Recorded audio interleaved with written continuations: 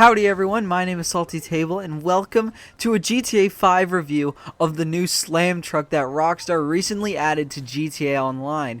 Now if you're interested in buying this not worthless, just less useful than the Boxville van, if you want to buy this you can go to the Southern San Andreas and there it is, $1.3 million, which is $60,000 more I think than what the Pacific Standard job pays at most. So, you know, let's hope we're getting our money's worth. Now, I'm not putting any upgrades on my Slam van because I doubt anyone actually will put any upgrades on this. And if you are, I hope you're doing a, you know, Cayo Perico heist every day to pay this off. But if you're driving around GTA and you try to just reverse and pick up vehicles, they'll just drive around you. This thing is too big and too slow to actually pick up a vehicle, so you have to get out and steal a car. Now the first test I'm doing with this, I'm going to actually back the car up onto the trailer. I'm going to try to be as centered as possible, of course. Make sure that car is all the way back onto the trailer. Here we go. I'm going to make sure that we're as centered as possible. And once we're centered, I'm going to hop on out of the car, and you can see I'm all the way up against the cab because the wheels are rolling and the car's not moving. Getting out of the car was kind of awkward. My character just kind of lagged out of the car.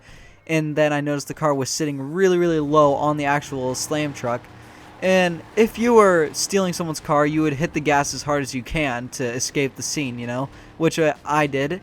And that led the car to almost sliding off the back of my Slam truck.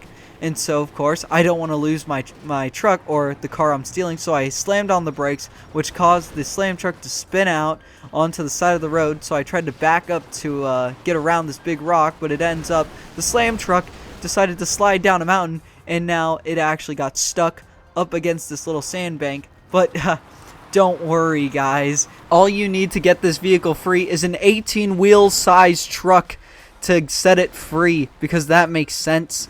Then you can safely drive your Slam truck onto a flat road where it can drive. So my second test, I'm going to drive the coil up onto the Slam truck forward this time. Maybe if the, you know, since I think it's a rear wheel vehicle, maybe the rear wheels will keep it in place. One thing that I did do on this test is I made a really sharp turn, and I noticed the coil shifted really, really far to the right. So it was already off balance, kinda. And then I took off down the road, and the coil began to slide off the back of the car again. So this is not obviously going to work, just driving cars around. I had another great idea. If you actually get a car onto the Slam truck, you can drive it around as long as you drive the Slam truck backwards. Look at this. I'm driving the Slam truck backwards, and the coil, despite it wanting to roll backwards since it's a downward slope, it can't get over this cab or roll the opposite direction. So you can actually carry vehicles around this way. And, you know, I mean, you're pretty vulnerable if you're getting shot at. So, not really a great idea. One question I'm sure everyone's wondering is, can it jump vehicles like the ramp buggy? Well, we're going to test that out right here. If you have already bought this vehicle, you probably have already tried it. And you probably already know the answer to this. You know, they're Rockstar. So we can trust them. So let's make our dreams come true and see if this thing can launch a vehicle. So as I head down to the vehicle, we're going to test the moment of truth. And oh, okay, I guess we don't have connection. So after about a half hour of loading, I hopped into a Felon, and we're going to try this again. This is a downward hill, so yeah, well, I guess most hills are. But going down this hill, I was doing probably 100 miles an hour, and boom! Look at that. Look at that. This Slam truck is designed, I don't know why it is, but with this little lip on the back of the vehicle, this causes vehicles to not be able to jump because the bumper hits this bumper's and it doesn't launch. It's just a horrible design on Rockstar's end.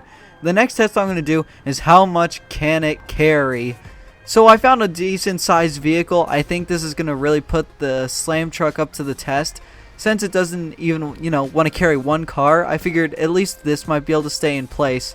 Now, when loading up this semi-truck, it was actually pretty hard since the bumper has that lip on the end. I can't just back right onto it. I had to kind of ram it like this right there, and the truck kind of lagged up on top of the Slam truck. And this took me like 15 minutes to do, guys. This wasn't like my second try. You can see all the skid marks there. But anyways, it was on the same truck, and I had kind of high hopes for this. No, I'm just kidding. It's Rockstar. So here I try to drive the truck forward. Obviously, it really doesn't do anything besides kind of slide out from under the truck like a wedge. So if you try to, it's kind of the same story. If you drive it backwards, nothing happens.